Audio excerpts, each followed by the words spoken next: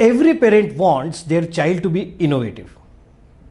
But I have always observed parents do not welcome their child's ideas which they think are useless.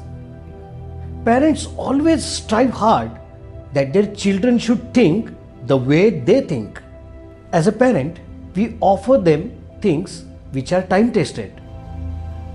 This makes children indecisive, and so they don't even dare to think differently. Elderly people always think in context, but children, they have fluidity in their thoughts. Their such ideas which have no context get badly refused. If we as a parent want our children to be innovative, we ourselves need to unlearn many things. Let's come together to unlearn.